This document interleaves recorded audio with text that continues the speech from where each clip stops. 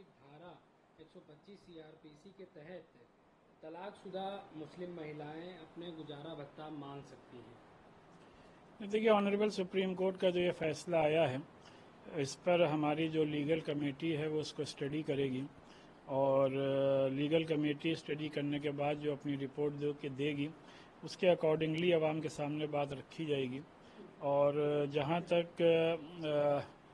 गुजारे भत्ते का सवाल है, तो आप सब जानते हैं कि अपने मुल्क के कॉन्स्टिट्यूशन ने हमें आपको हर शहरी को अपने मज़हब पर पूरी तरीके से अमल करने की आज़ादी दी है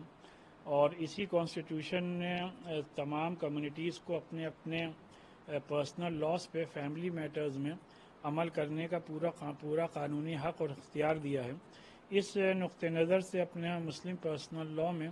ये लॉ है कि निकाह के ज़रिए से जो एक रिश्ता कायम हो जाए वो हमेशा कायम रहे,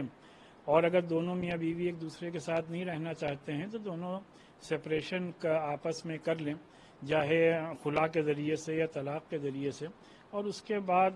तलाक़ के बाद बीवी का ये हक़ है कि शौहर उसको इद्दत के मुद्दत का गुजारा भत्ता दे, मेंटेनेंस दे, और इद्दत के बाद औरत पूरी तरीके से आज़ाद है कि जिस किसी के दूसरे मर्द के साथ चाहे शादी करे या ना करे।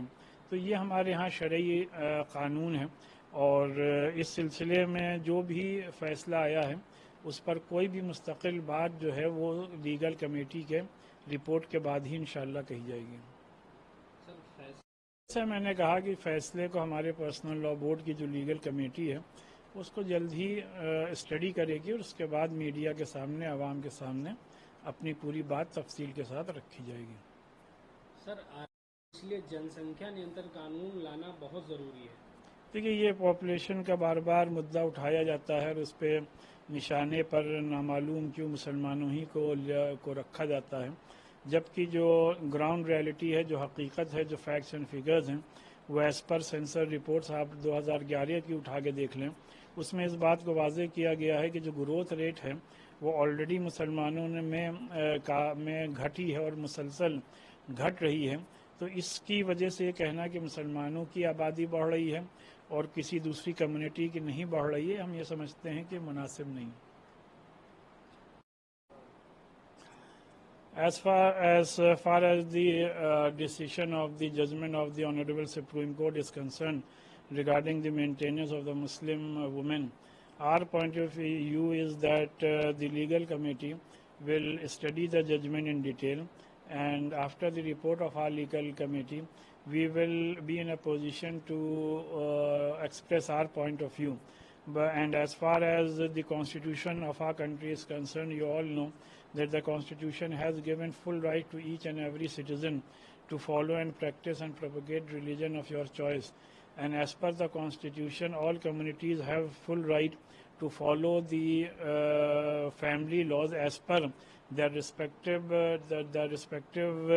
personal laws. So in view of all these, we are of the opinion that first our legal committee will take up this matter, then we will put our point of view before media and before the general public. Time and again the issue of population control is being raised continuously, and every time finger is being raised against the Muslim community. However, the ground reality is that and the facts and figures, as the facts and figures prove, and especially the census report of 2011 has proved that the growth rate in the Muslim community have been decreasing continuously. So to say that the population in the Muslim community is rising, I think it is against the ground reality.